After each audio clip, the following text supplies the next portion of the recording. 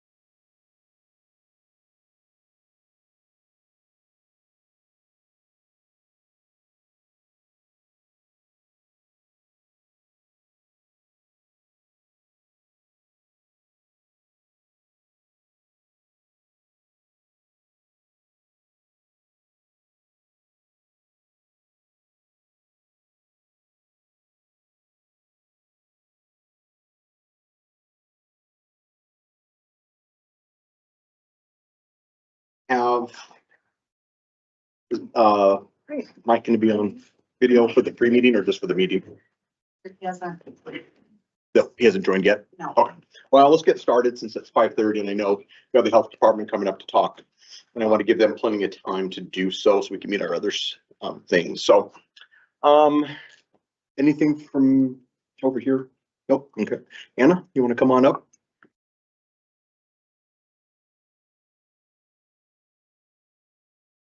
Welcome. Thank you very much. So I come before you today to give you some official information about our budget request as well as an update. I do come to you a little bit conflicted in light of some events that have happened in our community recently that I'll address here momentarily.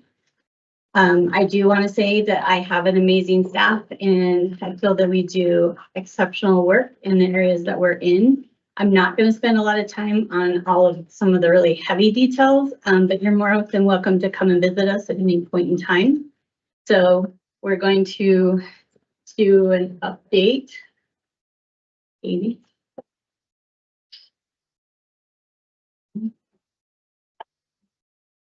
But we appreciate our relationship that we have with the city and the role that we serve within the city structure.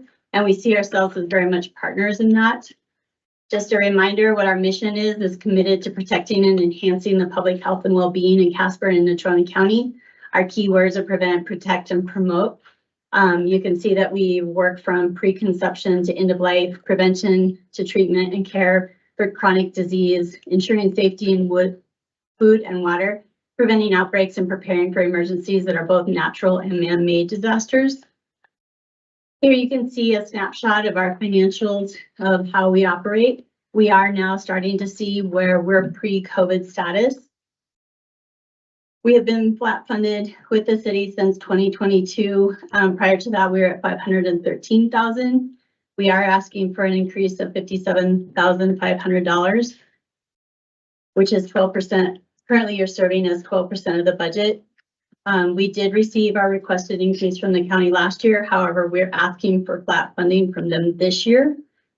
We've taken all of our reductions that we possibly can out of the budget, trying to get down to a point of being as cost effective as we can. Unfortunately, I believe the next step would be the reduction in staff. Just as a highlight of some of the programs that we do environmental health has inspections. So going into our body art, campgrounds, childcare, food service, hotels, and pools, kind of the breakdown of where most of those facilities reside in the different townships, cities, and county. And this is just one example of the programs that we serve. We've seen an increase in expenses. Unfortunately, most of our systems have gone to a cloud base, which requires improved computers, updates, softwares, and IT support. Medical supplies and cleaning supplies continue to increase. The employee expenses continue to go up, as well as utilities.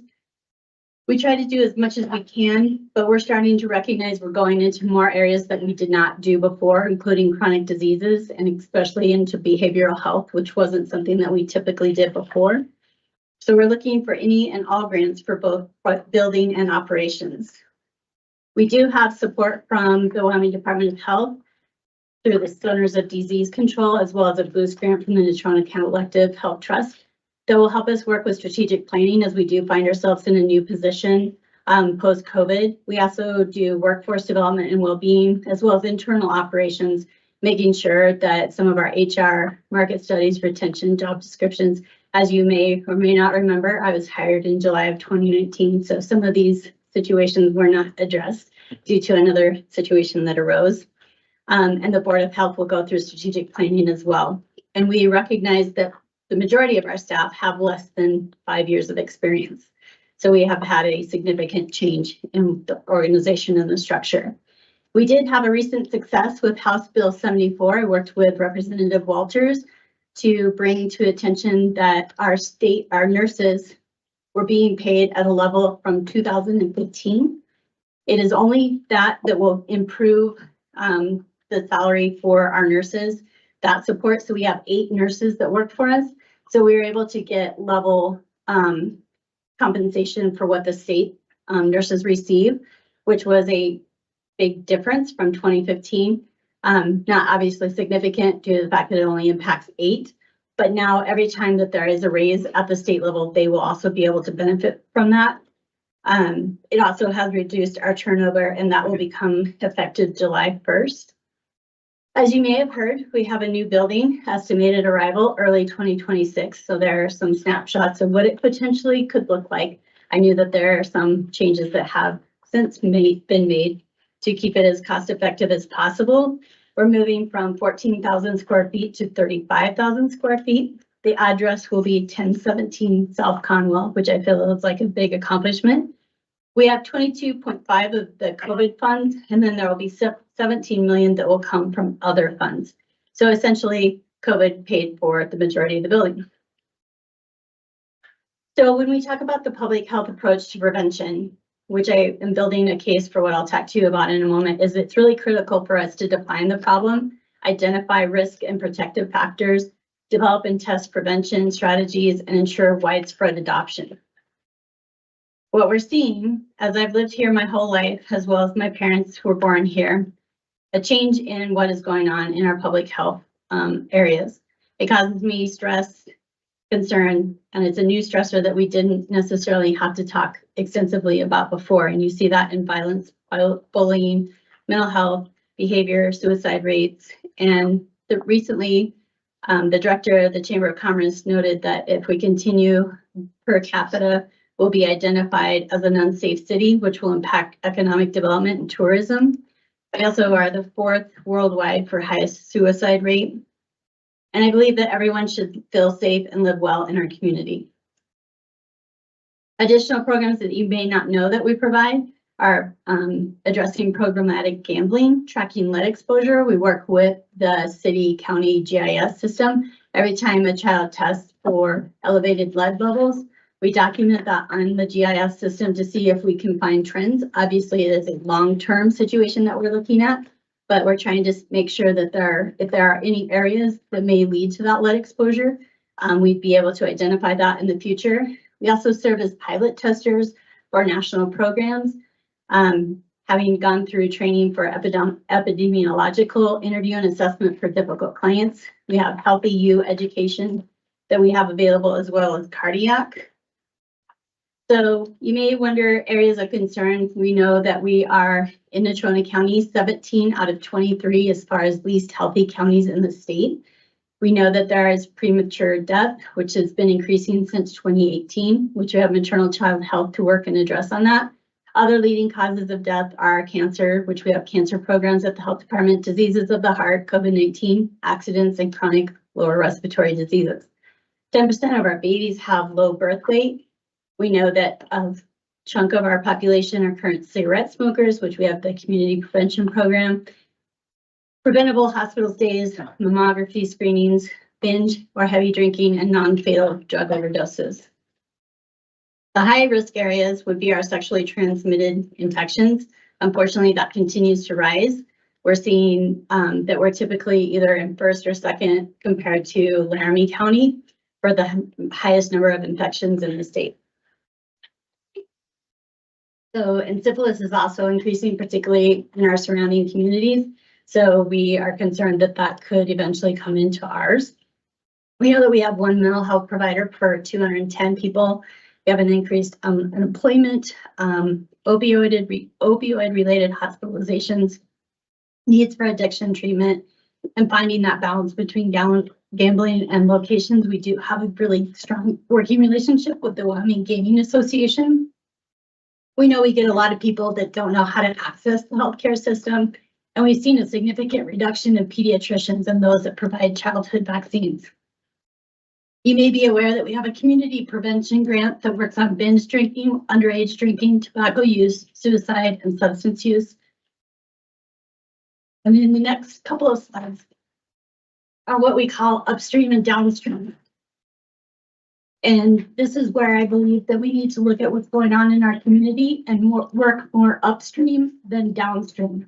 So knowing, like, making some differences with our government and higher policy changes and things like that, moving down to, thanks, I'm talking too fast. risk-based behaviors. So what we're seeing now in the community are those things that are downstream. I've actually been told by some individuals that it's too late, that we've gone too far downstream, and I would disagree with that. The next slide also talks about how we can provide impact. With that, we have community partnerships where we're working collaboratively on grants with other agencies. We work pretty extensively with CWCC. Dr. Dahl has required all of our staff to have Narcan training, possibly looking into sharing staff, sharing concern with what's going on behaviorally. And we participated. We are 1 out of 25 slots nationwide for a behavioral health technical assistance program. CWCC and myself went and worked with CDC to learn ways how we could collaborate and bring public health more into behavioral health. And we also participate in the National Council for Safety and Justice, which we've been there since its inception in 2021. The things that we're involved with that out of that is Credible Mind, which I'll talk about here in a second. Situation table, I'm not sure if you've heard about that to date, but it's actually bringing those individuals that are high risk into a situation that is very evidence-based and protected to see if there are community strategies that we can help reduce the risk of that individual. We participate in the downtown outreach and the RISE program, which is education in the jail, helping with life skills and making people successful as they come out of jail so that they don't return. And then I had the good fortune, unexpectedly, to be part of the Wyoming Business Council, which is the Harvard Kennedy School, which is the PDIA toolkit, which is a 12-week commitment where we had to identify a significant problem in the community. And the group that I worked with identified behavioral health as our activity. Your own Tom Bauer was also at this training. He has a different problem he's addressing though. So we have a fishbone of what we think are the lack of behavioral health services. I know it's pretty small on the handout, but these are areas that we've identified as the problem, and we'll continue over the next 12 weeks to try to identify ways that we can help. One of them is we're attending meetings that are happening within the community. We're also considering putting together some kind of roadmap, especially for those that are new to the community that may not know how to access services. Roadmap, perhaps there's a joint powers board. There could be a community or a county mental health officer, much like we have a county health officer. Some of those kinds of things of what we've been throwing around out there, recognizing that there is a problem. There are a lot of groups, great groups and organizations that are coming together and standing up, but all of the forces need to align to make effective change. The health department feels so strongly about this that as of today, they have made this as a priority and have contributed funding from the reserves to address this issue, as we must address it now. Our reserves consist of funds that we are statutorily required to have, as well as preparing for what the next COVID, the next unknown expenses for the building are. And this happens to be one of those issues that the board feels strong enough that we need to do. So we want to partner with you, the city, on this and all public health services to continue to work forward in what seems to be a new issue that we have not typically addressed before. We also have Credible Mind that we have put together, which is a platform, online platform that you can go to and take assessments as far as behavioral health. If you look at an iceberg, individuals that are above the water are the ones that are accessing services. However, under the water typically is a much larger part of the iceberg. This is geared towards them to give people access to community resources, assessments, tools that they can use possibly to prevent them to becoming one of those individuals that require the services of a much higher level. So we have this available. We're trying to get it out into the community. It does list our community resources. It's growing. We have been in use for approximately 2 months and we'll continue to grow that.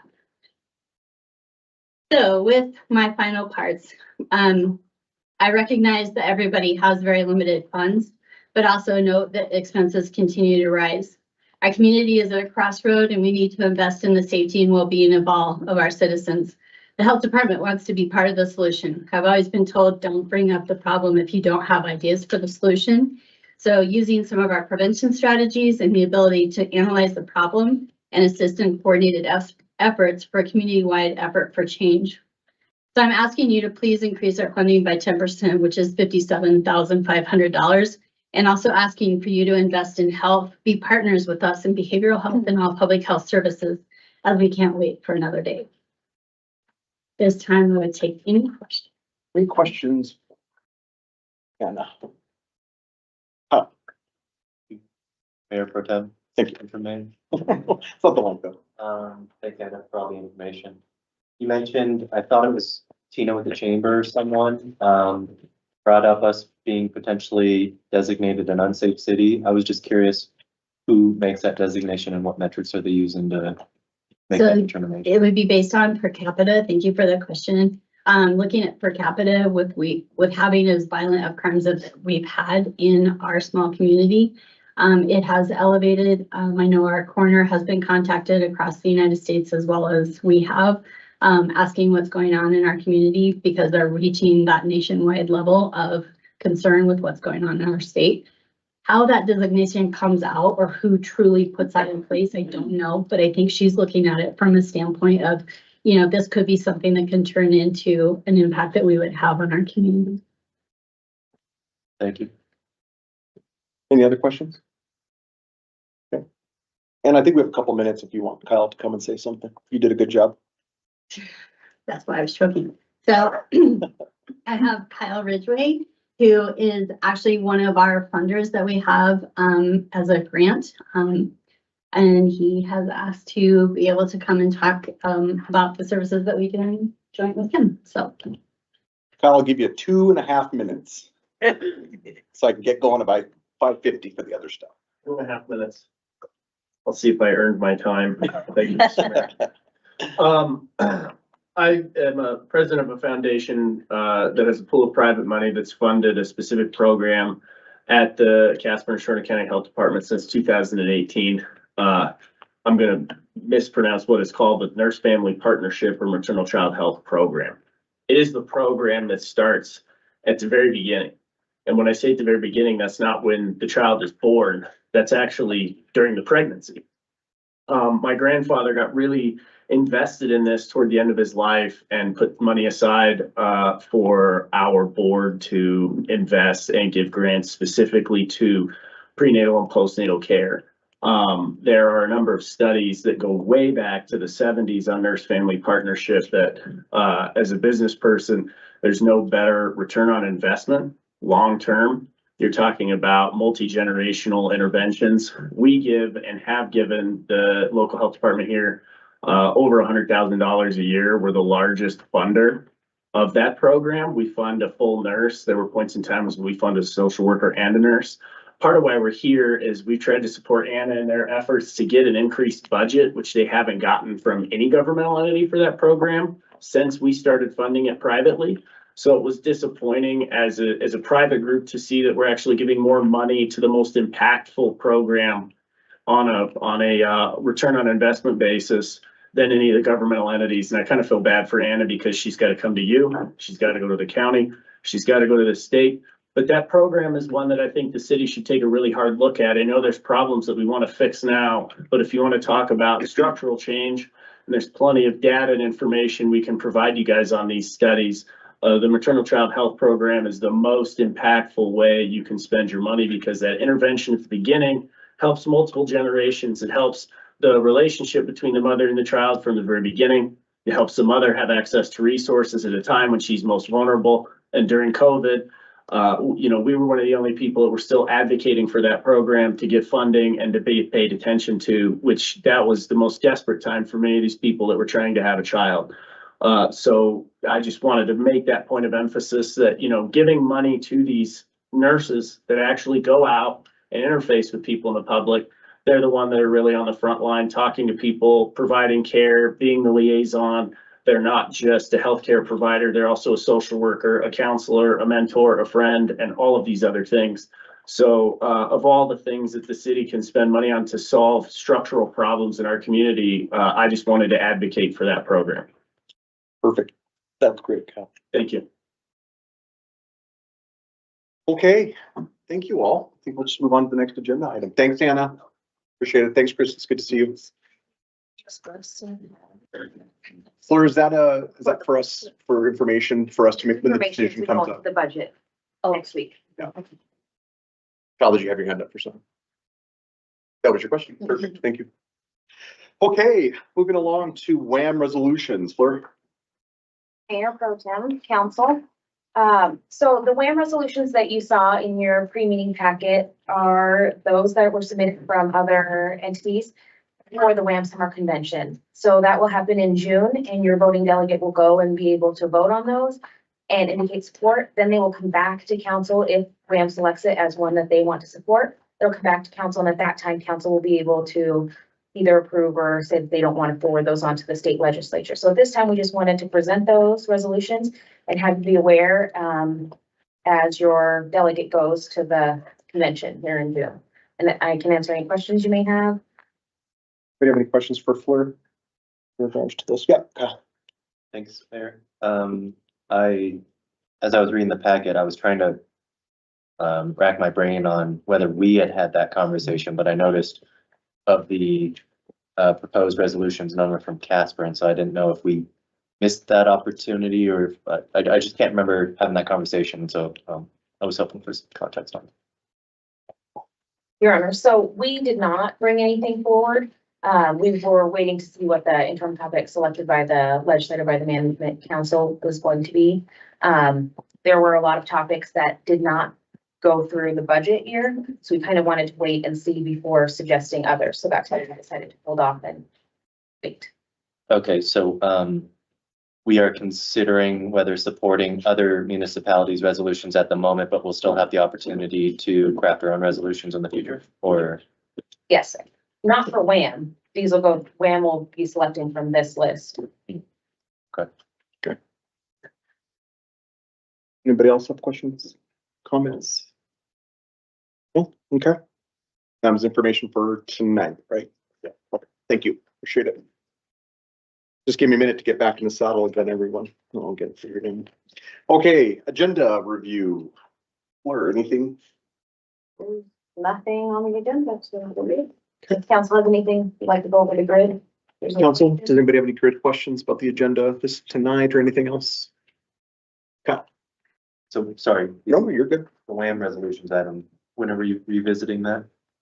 So it'll go through WAM, June 5th through 7th, and then once they adopt it, it'll come back to council before the legislature meets again in fall.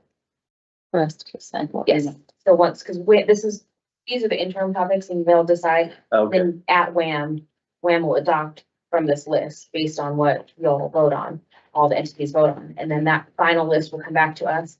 And then council will be able to vote on each one of those WAM resolutions. And it'll become a WAM resolution for what WAM's gonna go and lobby the legislature for. And that'll come back to you prior to Okay. fall. Go ahead, Jack. So who are our delegates who will make that initial vote? Lisa, vice mayor is the voting delegate, and I believe Kyle is the alternate. So and what are you gonna vote? I was gonna say, am I going to give Lisa direction to vote on each of these, or? When do we do that? You could, well, she's not here, but we can get the information to her. So now? Oh, So we're making the decision now. So, Yes. hold on a second. I'm sorry. I'm trying to follow. This is where I'm saying get back in the saddle. It's been a minute since I've been mayor, everyone. yeah, but you were mayor for a really long time. That's true. Okay. Sorry. Just kidding. Okay, so let me get it clear. So are we making the decisions to recommend it to Lisa tonight? Or are So you we, can give Lisa direction tonight, vice mayor direction. You don't have to actually make any decisions. We're not asking for formal approval of any of them. okay, gotcha. Okay, WAM's gonna decide on these. okay, but we can give whatever direction we want for Lisa to vote. Correct. Okay, that makes sense. Does anybody have any ideas around that they would like to give direction? I know we've got a few minutes. We've got about 5 minutes. Or do you need more time, Kyle? I'm reading your face. Yeah, I mean, I was hoping to learn a little bit more about some of the resolutions, and I was Okay. also hoping we'd be able to give the vice mayor some guidance on how we'd like her to vote on some of Yeah. these things. So it's the 5th through the 7th, so we have time to give her that direction. Oh, good. This is so that you can see them all and Perfect. if you have any questions, I'd be happy to answer what I can now or look up. So we do have time to kind of look it over. And they get back to be able to process too. Will we talk with them like in our work session about it to have discussion, or are we just supposed to connect? When, We have the June 4th meeting, so. June 4th meeting? Mhm. Okay, we'll talk about it then. You can, yes, we can. Put it on there. I saw the panic on Kyle's face. Too hasty. He needs to read it. Um, So we will have time to review it, and then we'll talk about it in June 4th to give further direction towards Lisa, the vice mayor. Okay. Any other questions? Anything around the agenda? Michael, do you have anything?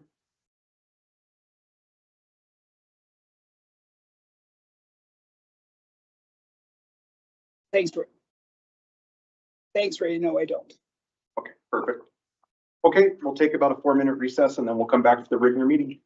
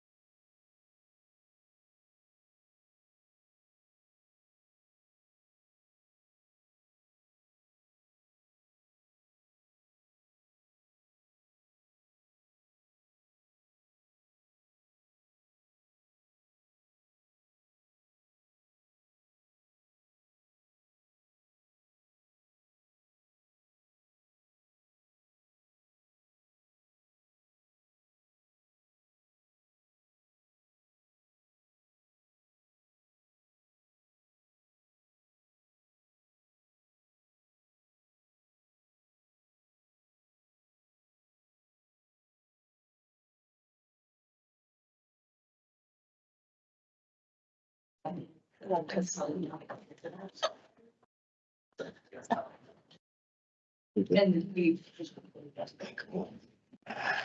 to go?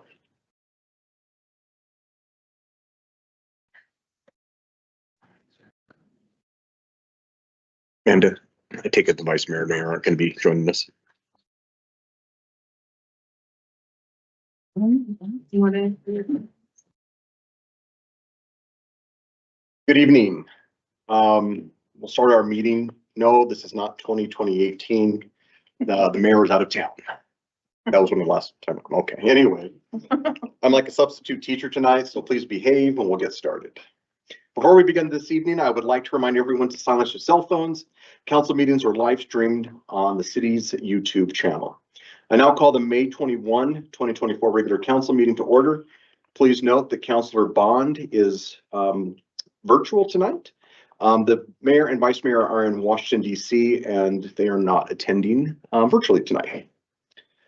The chair would entertain a motion to, by minute action, excuse the absence of Mayor Kathy and Vice Mayor Inga Bretson. So moved. Moved by Councilor Pollock, seconded by Councilor Haskins. All voting aye, say aye. Aye. Any nays? Please record the vote. Oh, sorry, Mike. Sorry, Councilor Bond. With all councilors voting aye, the motion passes. Please read the consent minute approval titles. You skipped the pledge. See, I told you. Let's all rise and say thank you. Pledge allegiance To the flag of the United States of America, and to the republic for which it stands, one nation, under God, indivisible, with liberty and justice for all. Thanks, Amanda. Please read the consent minute approval titles. Approving the minutes of the April 16, 2024 council meeting as published in the Casper Tribune on April 27, 2024, and the April 16, 2024 executive session. Thank you. The chair would entertain a motion to approve the consent minute action items, agenda items just read. So moved. Second. Moved by Councilor Pollock, seconded by Councilor Sutherland. Any abstentions or nay votes? All voting aye, say aye. Aye. Please record the vote. Waiting for, sorry there, Councilor Bond. With Councilor Bond voting aye and all others voting aye, the motion passes. The chair would entertain a motion to approve by minute action the May 21, 2024 bills and claims as audited by City Manager Napier. Moved by Councilor Gamrot, seconded by Councilor Sutherland. Any abstentions or nay votes? All voting aye, say aye. Aye. Please record the vote. Councilor Bond voting aye and all others voting aye, the motion passes. Now is the time we invite anyone in the audience who wishes to speak with the council to come forward. This portion of the meeting is dedicated to the public to allow them time to voice their concerns. Therefore, council will take communications under advisement, but if they choose to respond, they will do so at a later time. We ask that you please state your name, direct all questions and comments to the mayor. No personal obscenities or threats will be tolerated. Council will not respond to personnel matters. Those are all referred to our city manager. If council chooses to address these matters, it will be done during an introduction of measures and proposals by council at the end of the meeting. Presentations will be limited to 5 minutes and there are no time extensions. Please note that public hearings and ordinances each have their own comment period. Mr. Schrickman. Good evening. My name is Ross Schrickman. The tax train, what is it? Wyomingites who earn income do pay income taxes. It is the federal income taxes that we pay. And usually that's the most tax burden that we have. So how does the tax train work? We send our federal dollars to Washington. Washington sends some of it back to Cheyenne. Then Cheyenne sends some of that back here to Casper in the form of grants. And some of our tax dollars go to Washington, and then a portion comes directly back to Casper. Along the way, government bureaucrats earn their living accepting, processing, recording, and distributing those tax dollars to various agencies. So what comes back here is far less than what we send out.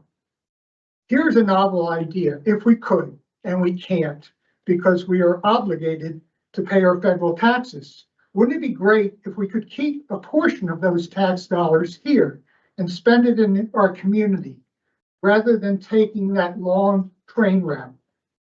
Ironically, our mayor, vice mayor, and manager went to Washington to meet with our congressional delegation and various government grant processors to learn how to bring back some of our money in the form of grants. And hopefully they'll have a good trip. As far as federal grants, there was a discussion at one of your meetings about strings attached to these programs. It is true that our contracts signed, and thus we think the federal government is obligated to not make changes during the term of the grant. However, the current administration in Washington is not a reliable partner. Ask the businesses and workers of the Keystone Pipe Project or the border wall construction firms about how much the federal government's word is worth.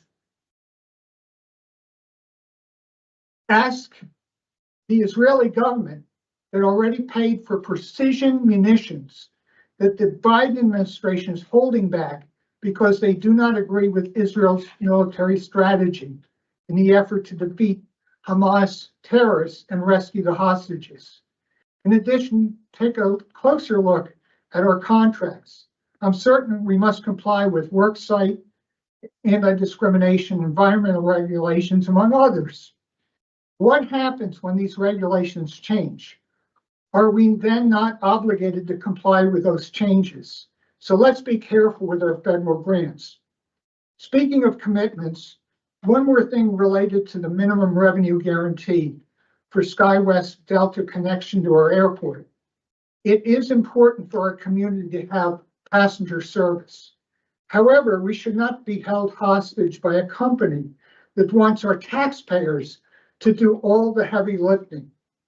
I was shocked to read in the Casper Alliance report that SkyWest, a company that had $34 million in net income last year, is only spending $20,000 to promote their Casper connection.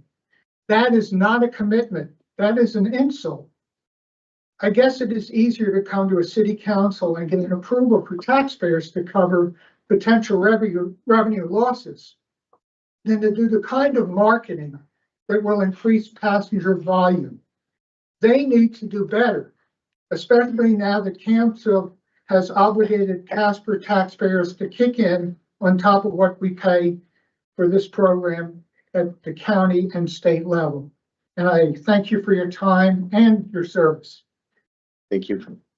Question? Any questions? Okay, thank you. Thanks, Ross.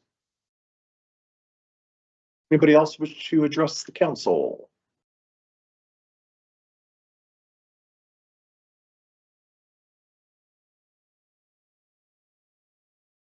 Good evening.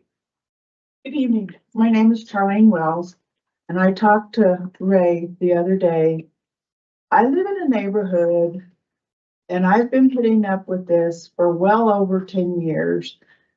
My neighbor is a hoarder, has a junkyard in his front yard, let alone a fifth wheel with someone living in it, other than they told code enforcement that a dog lives in it.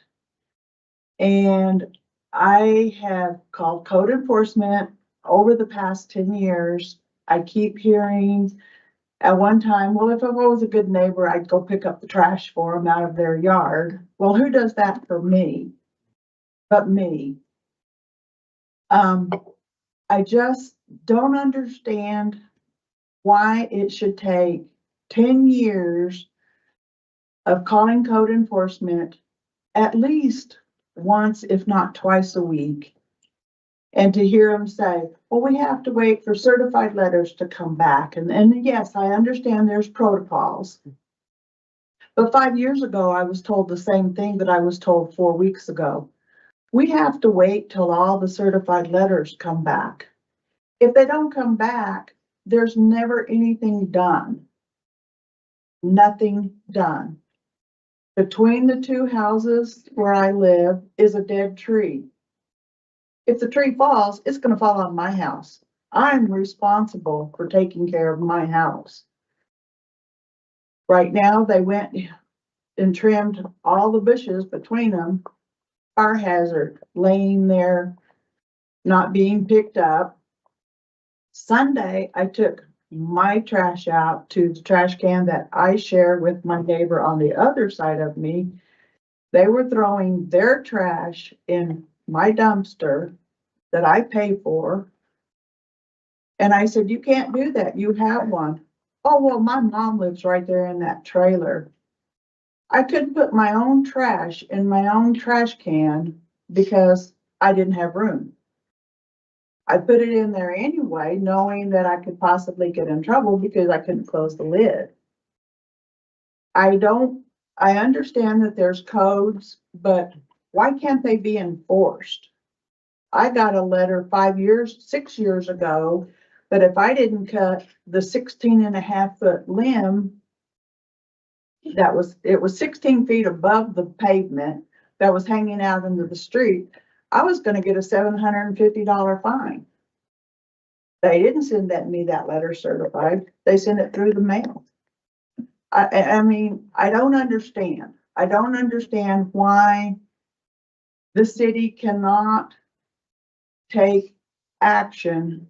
Yes, give them a warning, but after 10 days of putting up with this, something needs to be done. I don't understand. So I did have a conversation the other day. Yeah. I'll make a comment. I did go by there. I told you I was going to. And I did promise that to say that it is, from my perspective, an issue. And so what we can do, after you and I had chatted, we can have the city manager, he is out of town, we have an acting city manager right now. But what we can do is then have, and I think I kind of mentioned this, have the city manager look into it to find out some of that process. Aside from that, you are correct. There is a long process sometimes of all the things which doesn't make it any easier for you, right? You're sitting here saying, I'm getting run out of patience and being able to do that. But since you and I chatted, I want to let you know that we're going to look into it and see what we can do. And I know that's maybe some hollow words right now because you're frustrated. Well, there is also someone else that lives directly across the street from us, Okay. from the house. And I don't know if you guys would like to see, but she has pictures and she also has something to say too about the situation. Perfect. So, The pictures, we can wait. We can kind of maybe have those sent to the council if you would like to do that. But if she wants to comment, obviously she can make a comment too. So, okay, all well, right, that's all I have to say. great. Thank you. Appreciate it. Does anybody have any comments? Counselor? I have Yeah, a question. I'm sorry, not for you, ma'am. I appreciate you coming and speaking to us this evening. My question is more so for city attorney. Is it fair to say that the recent adjustments we made to our code enforcement ordinances with escalating fees and kind of adding some more teeth to that? I mean, as she was describing her circumstances, it sounded like it would fall into that category. And so I was just seeking some clarification. Yeah, Mr. Mayor, Counselor, I think that's correct. Not knowing the specific situation, I think some of the changes we've made and are making would increase the potential penalties. I think what I glean, there's reference to both what I would say is the criminal citation process and then also the civil process for abating a nuisance. That being said, now this has come to my attention, I will certainly get with our staff, find out some details on the specific incident and report back as to where we're at and what we can do. Thank you. Counselor Pollock? So to confirm, you have the address then? Yes. Okay, Yep. great. Yep. Yeah, so I have the address that I can share if the other counselors want to swing by there. Just as long as. you Yeah, guys thank have it. Yeah, perfect. Yep. Okay, well, thank you for your time. Thank you. Thank you. Start here. Anybody else? It's a second. Good evening. Good evening. I am Jonna Hyman. I live across the street from the house.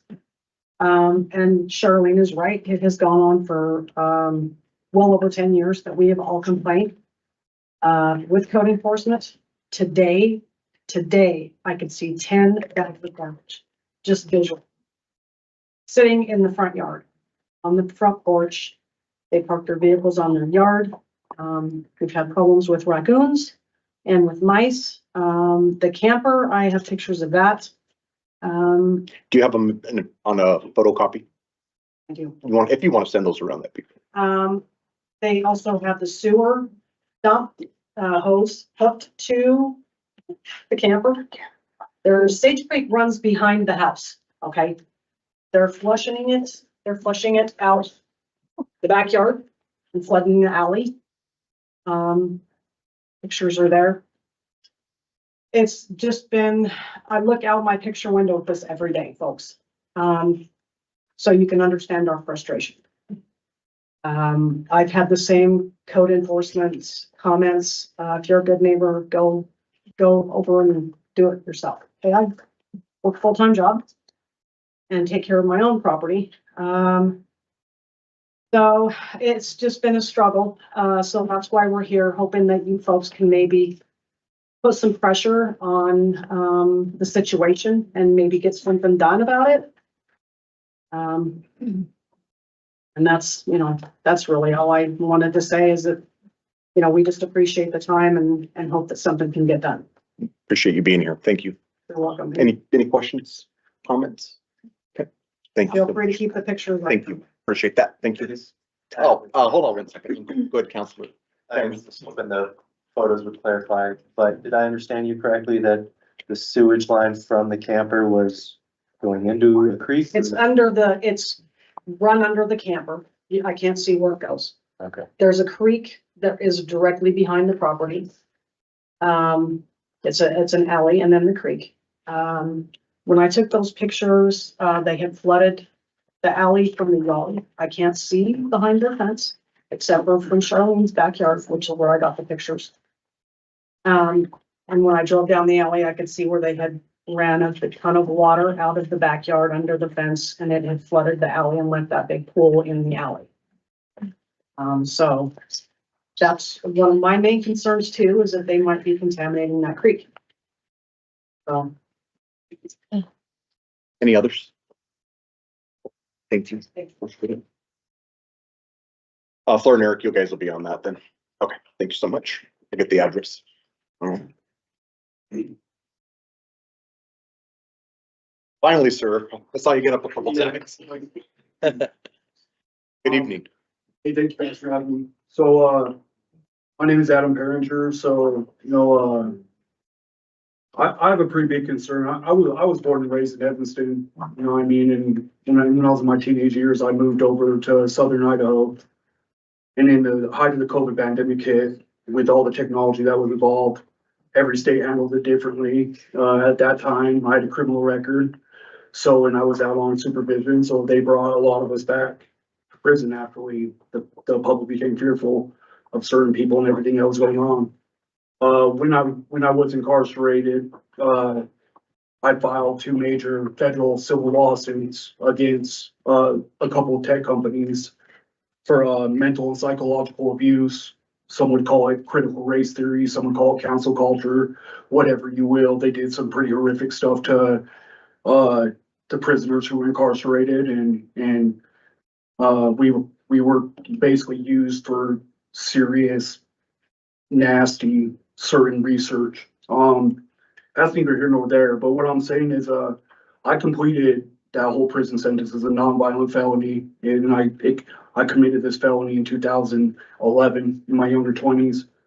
When I completed it, I didn't know who was wrong or who was right or whatever was going on in our nation. So I thought that I would move from always conservative area or a Republican state like I always grew up in, and I thought I would move to a place where the system was different, where they promised all this legal justice and everything, where they said they were less harsh on crimes, et cetera, et cetera. Well, it was a big mistake. I moved to Spokane, Washington, and I realized I lived there for 10 months and I saw how horrific and nasty and evil the system was at the core, especially for people who had criminal records, or especially for people who were homeless in the homeless community. They had almost little chance to make it. They were highly discriminated against and harassed, and they were put in a system at the bottom of society where they were either forced continually into mental health facilities, or they were forced to the streets where drugs were $5 a pill for fentanyl. And it was a dirty, sick system where it still continues today, where homeless people are getting stabbed in their sleep, et cetera, et cetera. Well, long story short, the whole time I was there, I went through a great amount of criminal activity. I filed dozens of police reports. I completely changed my life. I started beginning to go to church, a real strong church, but I just couldn't seem to elevate or get to the point where I was accepted for my change or for my change of attitude or for my good conduct. Even though I was clean and sober, even though I didn't commit crimes, even though I didn't do nothing, I can never get past that stereotypical discrimination. So I took it to be an attack on maybe conservative Christian values at the deep heart set of this country, which is all spiritual if you ask any pastor leader. But again, I'm not going to refer to religion or anything like that. What I'm saying is, so instead of returning back to Idaho, I returned to my home state. My great grandfather, my grandfather, and all my parents, or all my relatives they're buried here near Alma. And I grew up here with Wyoming values, you know what I mean? So that's the reason why I returned to the state, is for our values and our hearts, our goodness. Well, you know, of course I didn't have nowhere to go. I only had a few $100s in my pocket, and I don't have no immediate family here besides cousins in Evanston. So I moved to Casper. My only outlet was Wyoming Rescue Mission. I researched it. It was a good place to live. So I moved there. So you got, Which brings me to you got about 1 minute. Just want to make sure you have enough time. Which brings me to my common concern. I'm very concerned with discrimination and what's being done with certain technologies and companies and the mental abuse and mistreatment that is being inflicted upon people at the Wyoming Rescue Mission, people in the homeless community. I've searched and applied for jobs everywhere around the community. I'm being blocked employment everywhere by means of lies, deception, or people continually using my background against me. It's almost impossible for me to make it. I go to College Heights Baptist Church. I have continual attendance there with Pastor Mike, the chaplain of the police department. He knows me very well. And I'm clean and sober. I do everything I'm supposed to do. I'm not on supervision, but I can't seem to make it anywhere else in this community. And it's very disturbing. As a matter of fact, I got put on mercy status at the mission last night. About 10 seconds. For asking to speak to you guys at the council today. So they kicked me out of emergency status and they put me on mercy status because they didn't want me to speak about this issue and they didn't want me to post a post that I posted on Facebook. So I ask you guys, please look into this issue and try to be more open-minded that there are good sober people there that are trying to make it. I appreciate your guys' time. Thank you. Here's a couple packets with I filed a grievance at the Wyoming Rescue Mission. There's a post and it shows a picture of the idea and of what I think we're going through. And God bless you guys. Thank you. Appreciate your time. Yep. Thank you. Anybody else? Hello, Rebecca. So my name is Rebecca Reeves and I am an occupational therapist and I'm also the director of the Iris Clubhouse. And I just wanted to bring it to the council's attention that next week we are holding a Clubhouse Week of Action where we will be inviting the public, especially our city and local government, into the clubhouse anytime between the hours of 8:30 a.m. to 4:30 p.m. If you have never toured the clubhouse, it's a great time to do so.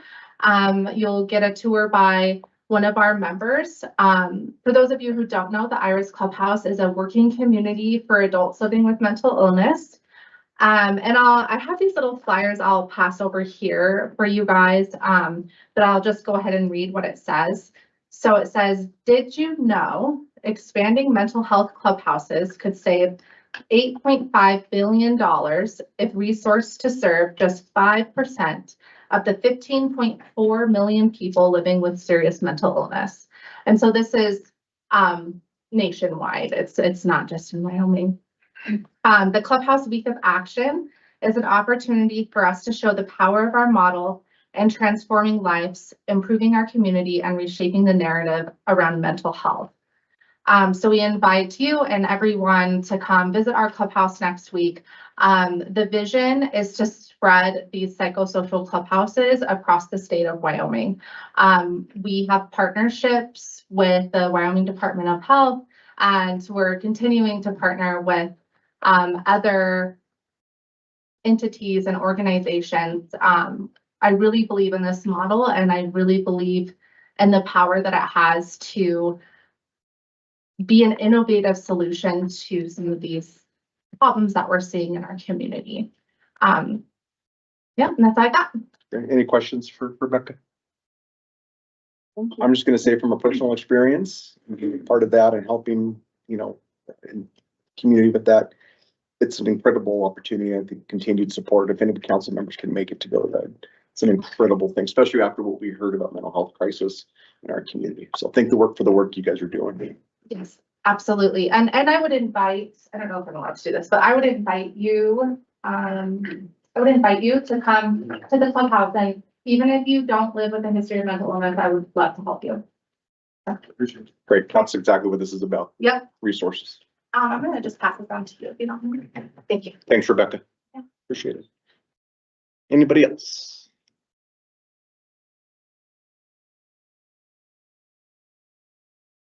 BB. Hello, Council. I'm Amber Freestone, and I just wanted to take a minute of your time. It's been a crazy year, but I have seen each of you in a million different ways, contributing positively to our community, and I just wanted to shout out about that. My one example is about 2 months ago, Mayor Kathy was walking into the Hall of Justice for some reason, and I interrupted him and I said, Mayor, do you see how dirty that flag is? And it's the flag on David where we've got all kinds of construction and it's up all the time with lights on it. And I didn't think about it. And about 10 days later, I looked up and we had a clean flag. I just wanted to let you guys know, we see that in the community, your businesses are thriving, you're supporting Kiddos and Lemonade Day and all these other things. And we just really appreciate you as a professional and as a member of the community. I just wanted to say thanks. Thank you, Amber. Appreciate you. Anybody else? Okay. Thank you, everyone who came up, and we'll get back to the people that needed some more information. Please read the consent agenda title. Establishing June 4th, 2024 as the public hearing date for consideration of an ordinance amending section 15.12.070 license, experience, and examination criteria of the Casper Municipal Code. Thank you. The chair would entertain a motion to, by minute action, establish the public hearing date just read. So moved. Second. Moved by Councilor Pollock, seconded by Councilor Haskins. Any abstentions or nay votes? All voting aye, say aye. Aye. Please record the vote. With Councilor Vaughn voting aye and all others voting aye, the motion passes. I now declare the public hearing open for the consideration of an ordinance removing and amending chapters of the Casper Municipal Code pertaining to the CPU Advisory Board.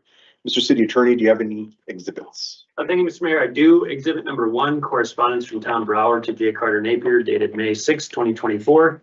Exhibit number 2, Casper Star Tribune proof of publication published on May 11, 2024. Thank you. Acting City Manager, you have a report.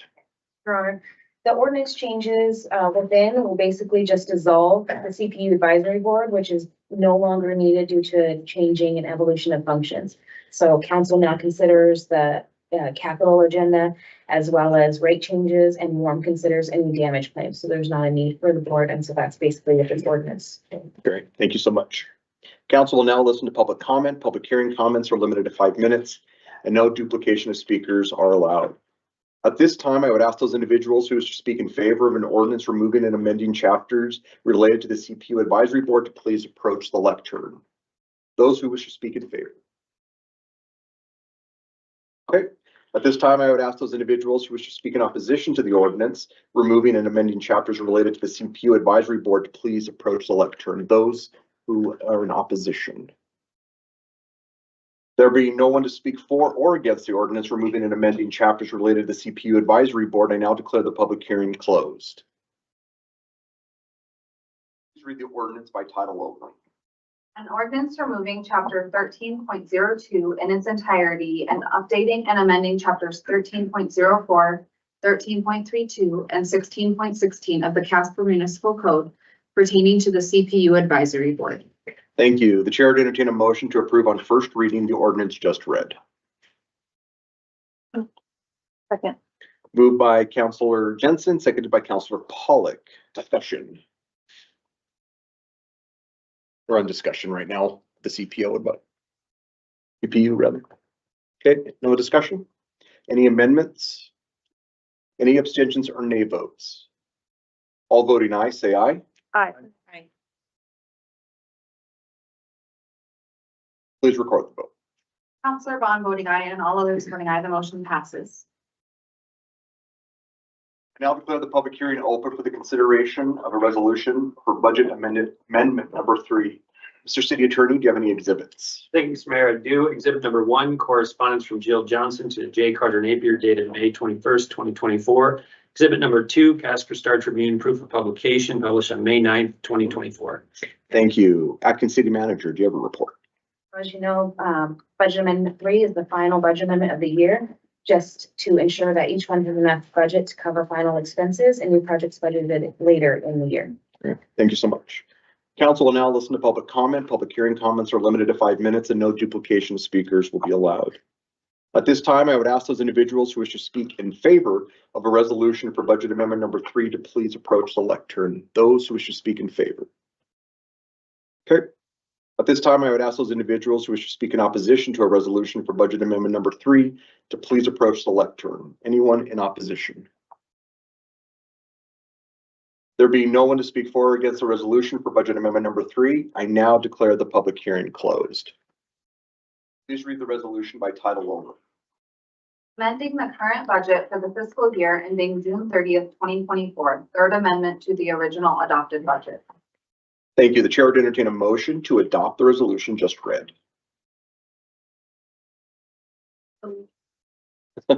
Moved by Councillor Haskins, seconded by Councillor Sutherland. Any discussion? Any amendments? Any abstentions or nay votes? All voting aye, say aye. Aye. Please record the vote. With Councilor Bond voting aye and all others voting aye, the motion passes. Thank you.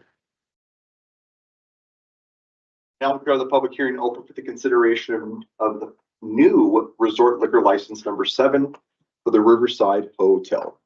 Mr. City Attorney, do you have any exhibits? Thank you, Mr. Mayor. I do. Exhibit number 1, correspondence from Fleur Tremmel to J. Carter Napier dated May 9th, 2024.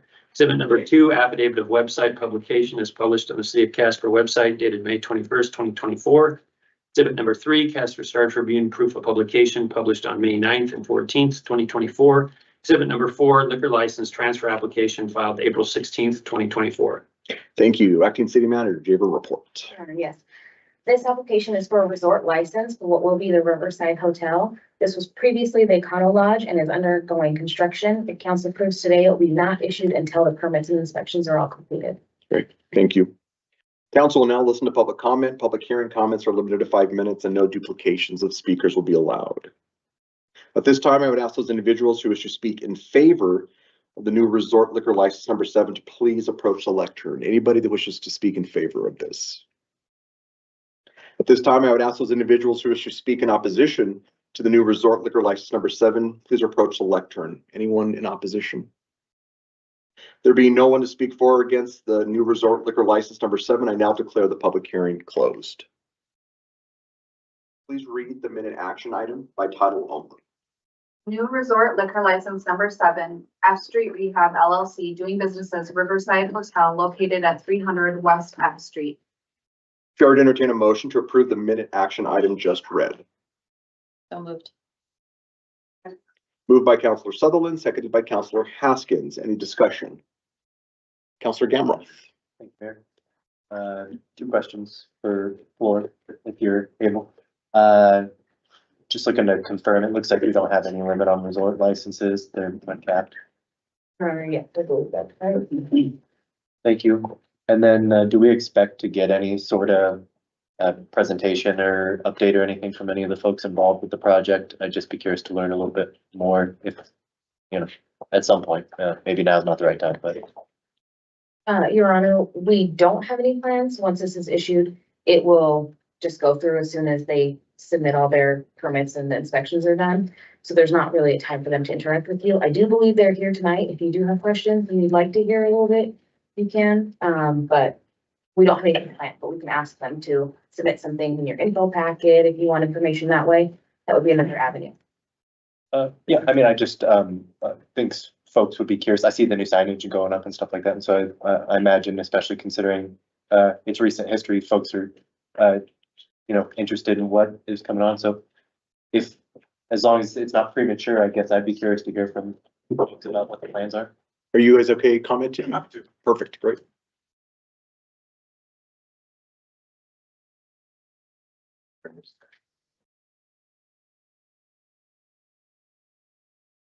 Good evening, welcome.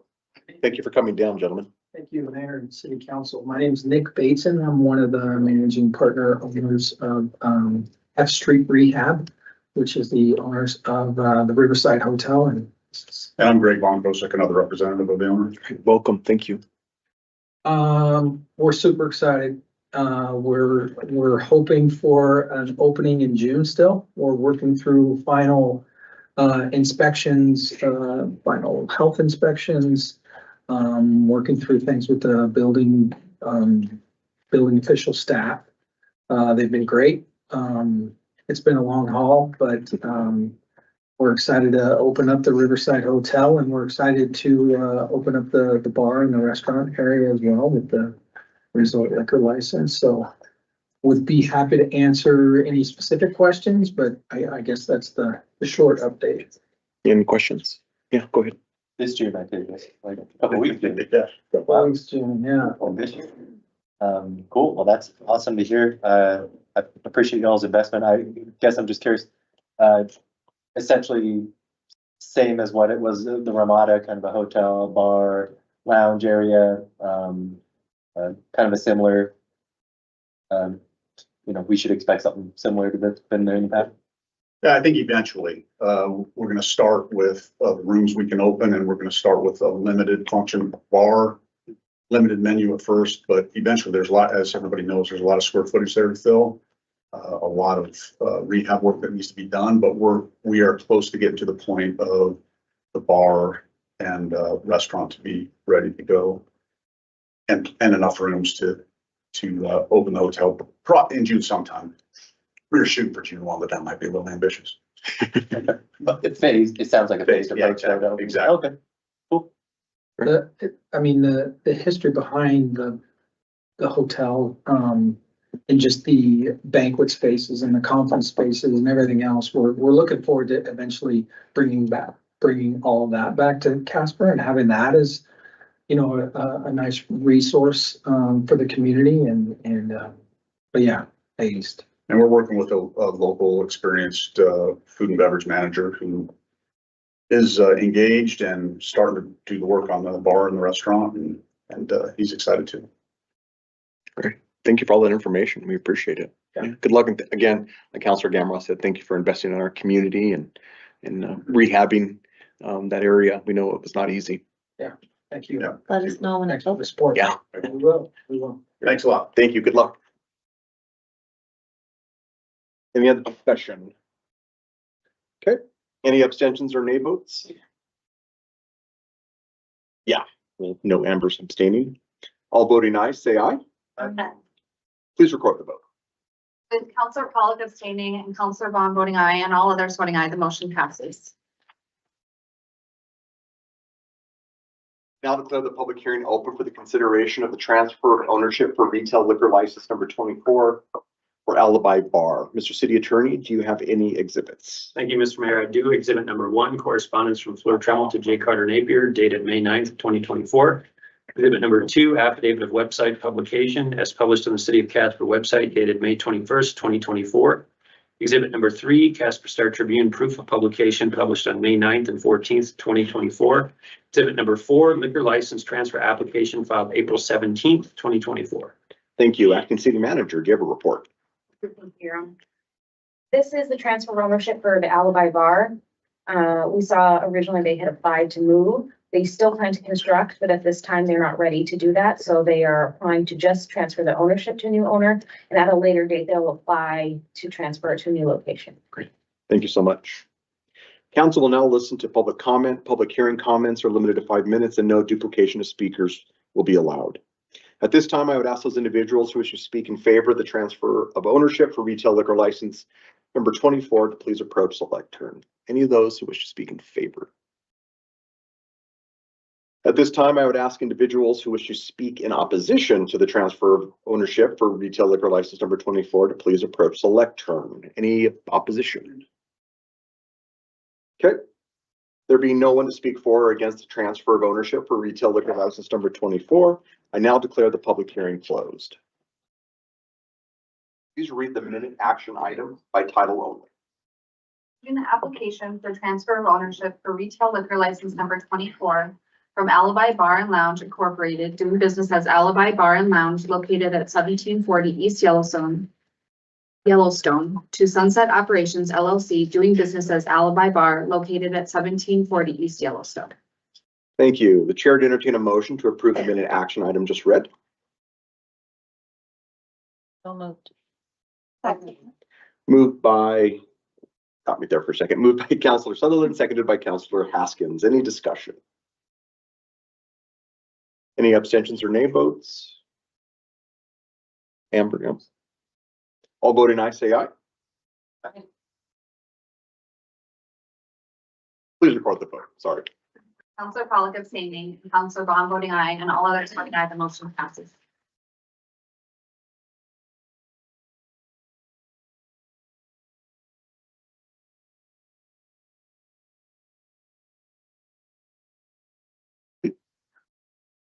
Please read the ordinance on second reading by title only. Ordinance amending chapter 10.24 of the Casper Municipal Code regarding speed limits and speed zones. Chair would entertain a motion to approve on second reading the ordinance just read.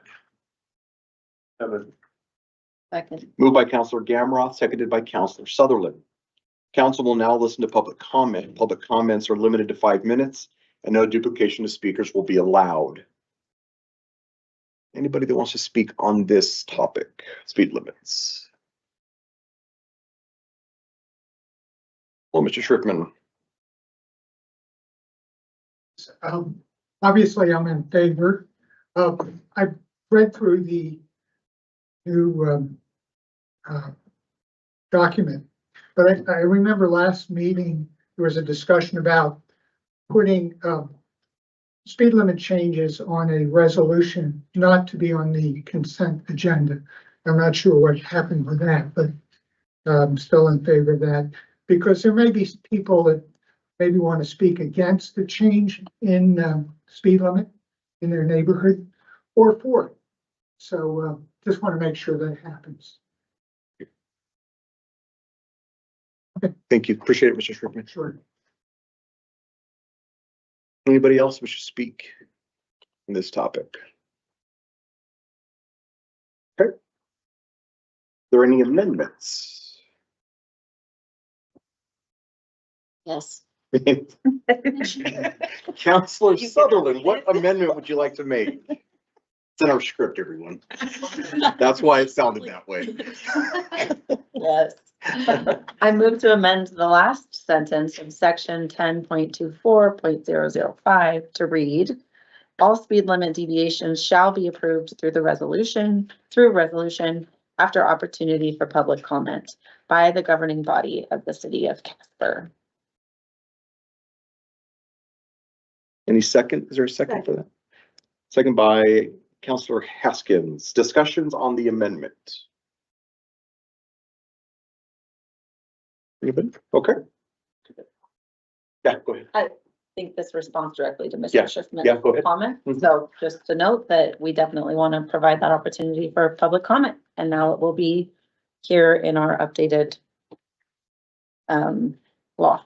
So we will give that opportunity, Mr. Schriftman. So just making sure you know that. Yep. Any other discussion on the amendment? Okay. Any abstentions or nay votes for the amendment?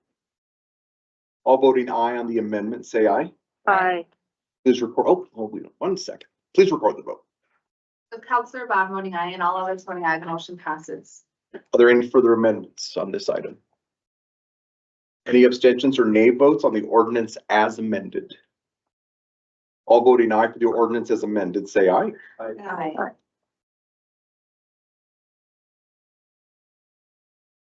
Please record the vote. With Counselor Baum voting aye and all others voting aye, the motion passes. Thank you. The council will now consider consent resolutions. Please read the consent resolutions by title only. A1, approving the vacation and final plat creating the Wildcatter Addition subdivision and approving the subdivision agreement. 8A2, authorizing a contract for professional services with WLC Engineering and Surveying for engineering, design, bidding, and construction administration services for sanitary sewer and storm sewer improvements related to the North Platte Master Plan Number 2 Halo Utility Studies Project.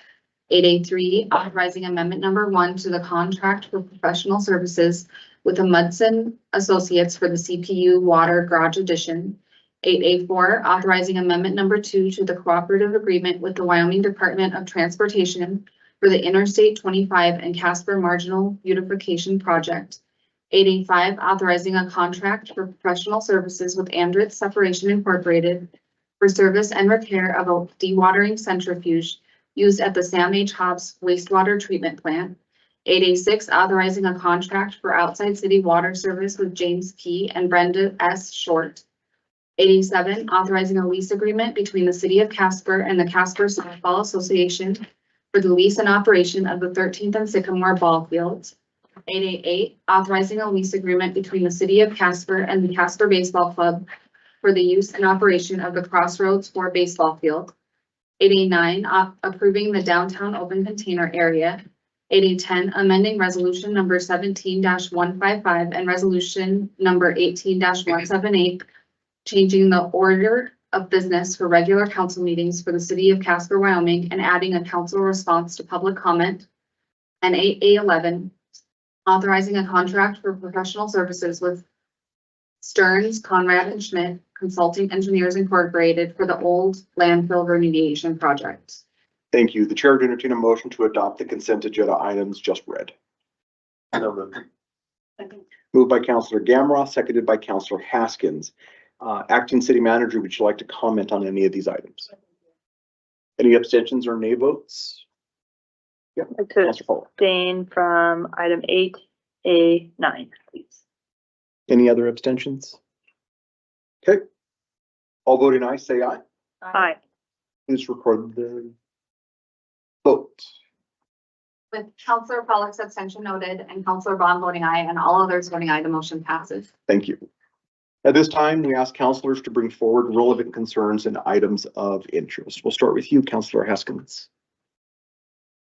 I don't really have a whole lot.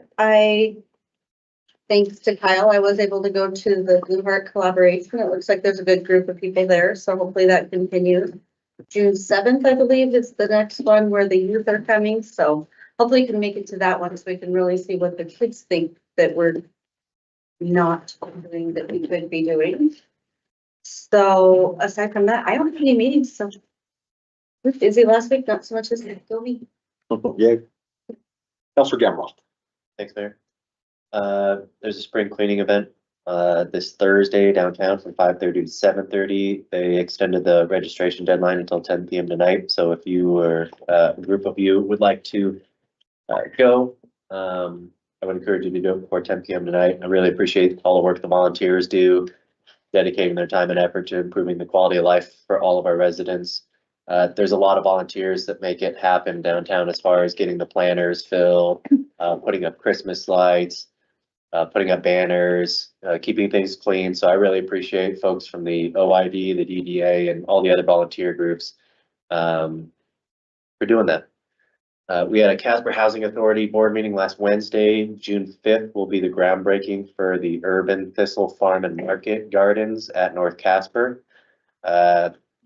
First week of June, they're also going to do their garden planting at the Lifestep campus and Ravencrest campus. There's shared gardens at many of their locations.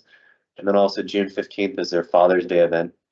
And then I believe the plan was to go out to bid yesterday for the Willard School project. So Housing Authority has a lot of irons in the fire, and gonna have a lot of things happening here in the next couple months.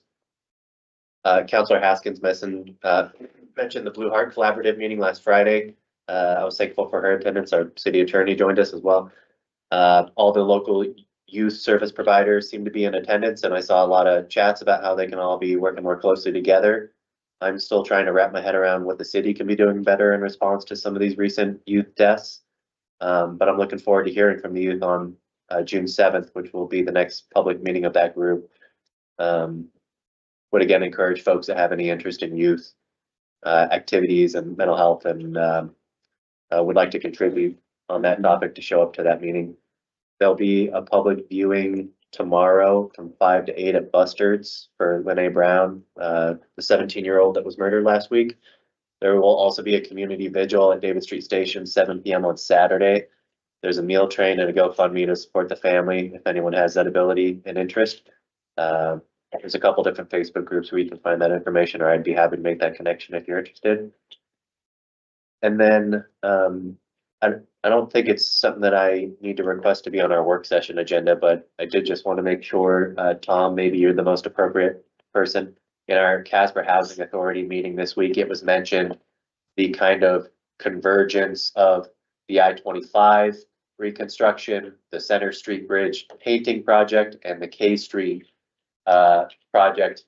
If you live in North Casper, it's going to be a painful summer. And so I guess I just wanted to make sure that, you know, I know YDOT's going to kind of do YDOT stuff, but if there's any flexibility the city has, or if there's any way we can make it easier for the folks in that neighborhood to get in and out.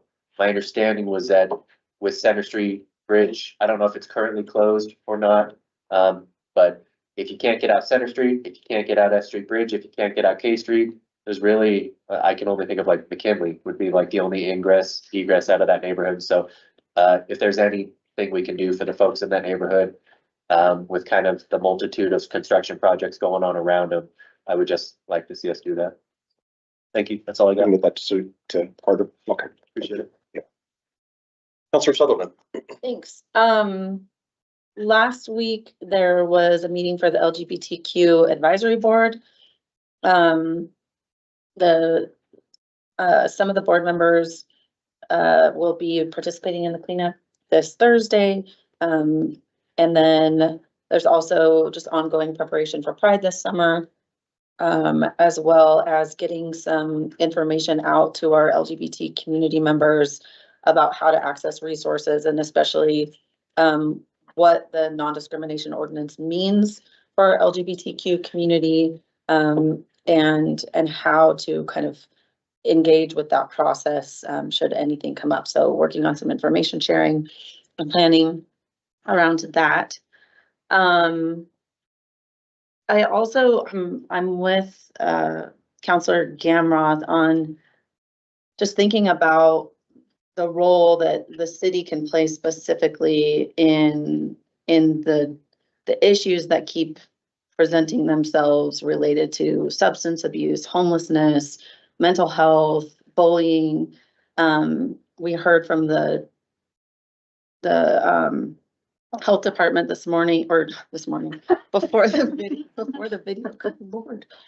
before our meeting, with a request for additional funding to support some of their operations and increased focus on behavioral health. There's nothing to do right this minute, but there are actually important, relevant, and evidence-based solutions and programs out there that cities are putting into place that kind of bring these different organizations together with the city as a core partner, to help improve some of those indicators and reduce violence. And I think we may be getting to the point where we need to evaluate some of those models that are out there and think about whether or not they may be appropriate for our community.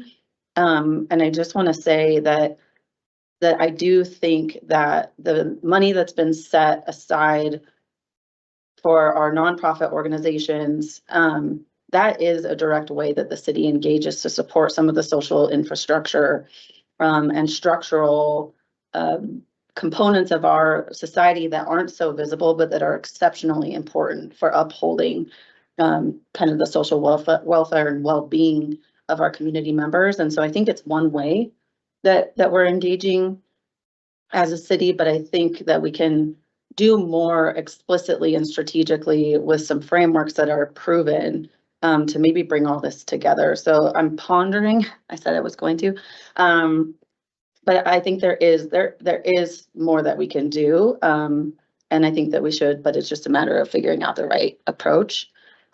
So it matters. And I think we all care, and none of us want to get designated as an unsafe city because we want to raise our kids here. We want to have businesses that thrive. And so I think, it's on us to do what we can to respond to that. So it's kind of rhetorical for now, but I'm going to try to think about what we can do to move forward on that. Thank you. Councilor Bond.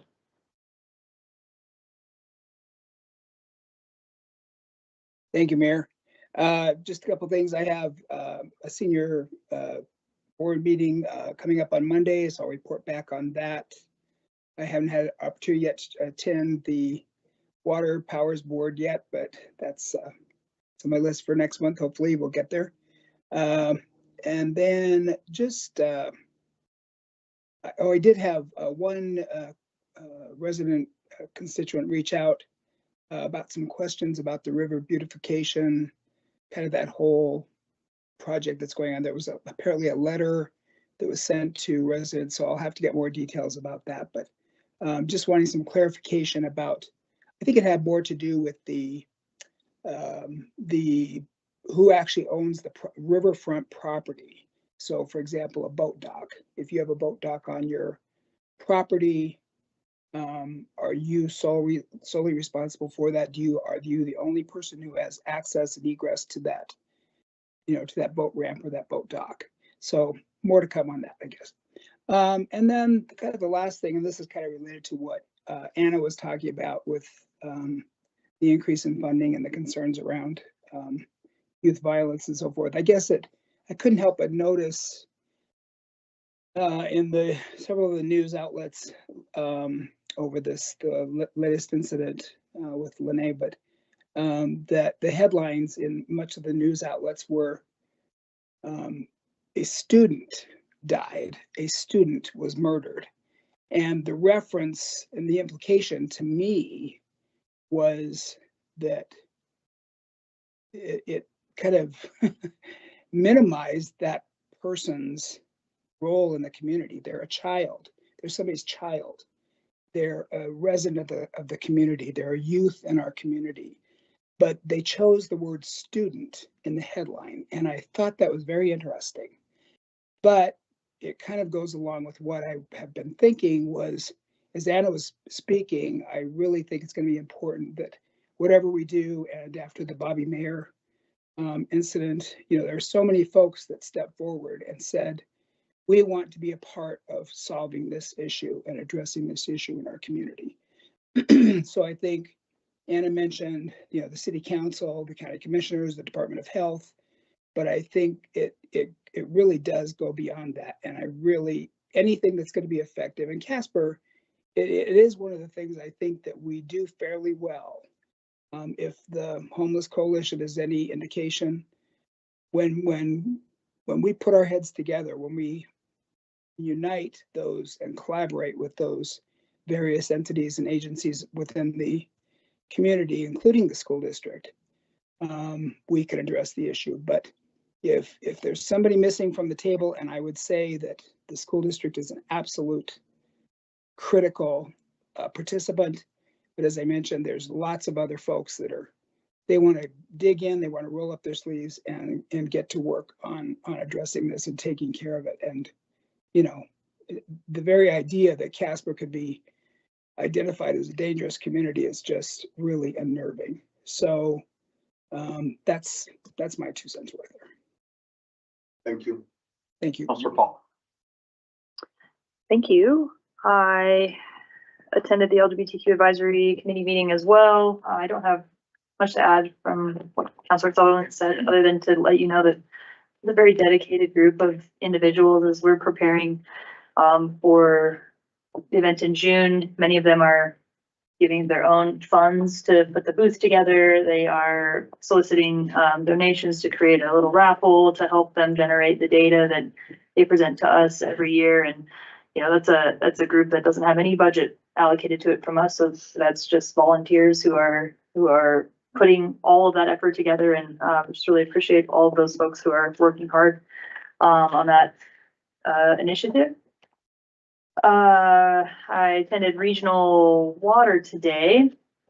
I actually took a ton of notes, which I think I won't share with you all today. This is quite a technical presentation, but I will solicit a copy of the presentation for all of you from folks who spoke to us. We heard an update on sort of two projects. One from entity named Flywater. The gentleman who presented to us named TC Dinkins, and has evidently been working on North Platte River Restoration Project for two decades now. So quite a long time since sort of the inception and the original master plans were put together. And he presented a study that if I understand how the study came to be accurately, it was Game and Fish who helped fund a kind of a report on, I guess, an analysis on lessons learned from all of the River Reach projects that we've done in the past to help inform the River Reach projects going on into the future as we get ready to look at the Isaac Walton Reach as our next focus for river restoration. So it was a really interesting presentation. Like I said, it was quite technical, but suffice to say, I think that it's been some really important information gathered in that report that will inform and will result in some changes made to the strategy for the river going forward, many of which were indicated to be cost saving. So that's great. Hopefully some of that money can go further than maybe we thought it could based on things that we've learned over the past number of projects. So that is great. And then, so it was a really interesting presentation, and that was very detailed. So I will try to get a copy of the deck over to all of you. And then the other update that we got was from WWDC. I mentioned, I think last time I gave you a report about the well field management study that they're doing, where they've taken two sort of near sets of wells and are trying different rehab techniques on both of them. So they've moved into the second phase where they're trying some enhanced rehab techniques, which is a more expensive method, but thus far is proving to be also more effective. And so there'll be some analysis done to determine if the cost is worth it in terms of the output that we're able to get. So a really interesting project. I'll keep you updated on it, but we have moved into the kind of second comparison phase now, which should be interesting to learn about. We also talked about the rate model, of course, as we do every year before budgeting. So didn't make any decisions there necessarily, but that is forthcoming. Looking at the rates and the different capital needs that facility has coming into the future. And then there. Oh, actually, I didn't. I have economic development joint powers on Thursday, so I'll wait to update you on that.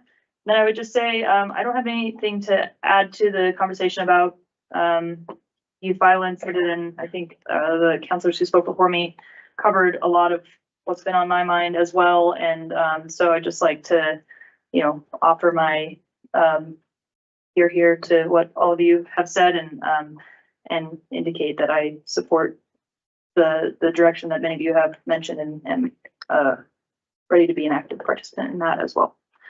And that's all I have for today. Counselor Jensen. All right, well, I spent the morning over at the library because it's Wyoming Reads Day today. So lots of first graders there. I went on there on behalf of our Rotary Club. I read to them, and it was amazing because their little special guest for the day was the First Lady of Wyoming, Jenny Gordon. So she was there today reading to the kids as well. And they had several books. They were very excited. So if anybody's done that before, it's just a really fun day for the youth to get out and learn the joys of reading, and they get a free book. And it was fun to see all their little faces. So I did that. And then see, had a Chamber of Commerce Board meeting today too. It's National Travel and Tourism Week. So Visit Casper has several events and clinics going on all week long throughout the city. So check their website, I guess, and see if you can catch something that might interest you.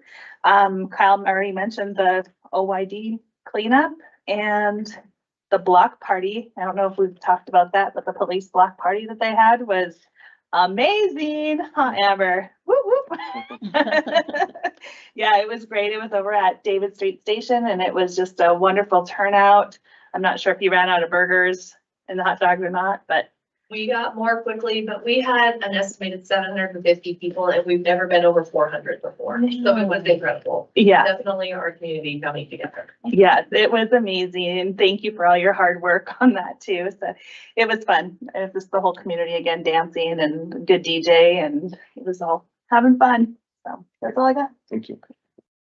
I don't have too much. We just have a long road ahead, I think, and it's a long game. There's no quick, easy answers to solve a mental health crisis that I think everybody is facing in all their communities. It's a long game and there's no one thing that's gonna do that. What I do know though, working in collaboration and in collectives and other organizations is that we definitely have to work together and that's happening. So we just need to continue to keep pushing forward, being able to do that. And I don't know what the answer is. And I think that's probably the most honest